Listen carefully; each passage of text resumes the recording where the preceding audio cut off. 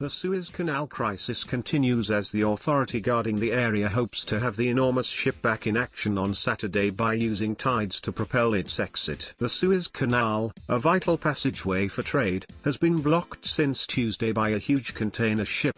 The 400-meter-long, 200,000-ton Ever Given became wedged across the canal amid high winds and a dust storm. The ship is Japanese-owned, and its owner recently apologized for the disruption, saying dislodging the Ever Given was proving extremely difficult. The reason for the Ever Given panic is because the ship's size combined with wind conditions in Egypt could hamper efforts to clear the busy shipping route in time for operations to resume. The owners of the vessel said on Friday they aimed to get the ship floating again by Saturday night, hoping a high tide could finally dislodge Ever Given. At a press conference on Friday, Yuki Higaki, the president of Shoei Kisen, which owns the Ever Given, said it was aiming to free the ship tomorrow night Japan time, according to reports from the Nikkei news agency. Mr. Higaki said, "We are continuing work to remove sediment as of now, with additional dredging tools." The company boss also apologized for the great trouble and concern that the incident has caused around the world. Reuters reports that work to free the ship with the expected high tide would kick off at 2:30 p.m. local time on Saturday.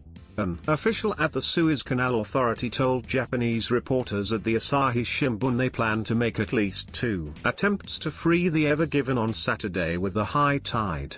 The official said the timing depends entirely on the tide patterns throughout March 27 and spoke on condition of anonymity. Bernhard Schult Ship Management, BSM, the Dutch technical firm working to free the container ship, said there have been no reports of pollution or any damage to the cargo.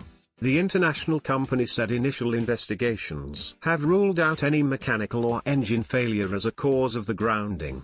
BSM said in a statement, "All 25 crew are safe and accounted for and they remain in good health and spirits.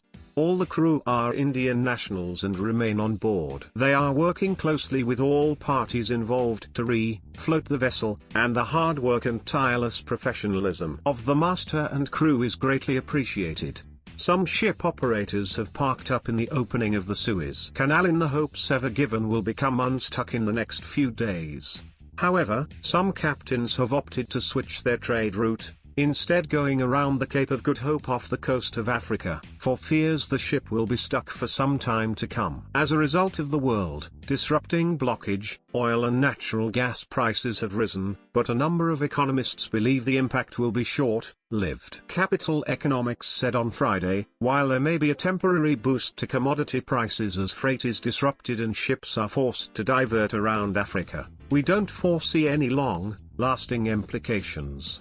Countries will source commodities from elsewhere or draw down stocks until the canal reopens. Analysts say an estimated £290 million worth of trade is being held up every hour the ship is stuck in the Suez. The backlog of vessels could significantly strain European ports and the international supply of containers, which has already been adversely affected by the ongoing COVID-19 pandemic. Swedish flat-pack furniture giant IKEA warned of delays of goods coming in from Asia as a result of the Ever Given crisis. Business research group IHS Markit said 49 container ships were scheduled to pass through the canal in the week when Ever Given became stuck. The ship's displacement is so critical even US President Joe Biden offered his country's services, saying, "We have equipment and capacity that most countries don't have and we're seeing what we can do and what help we can be."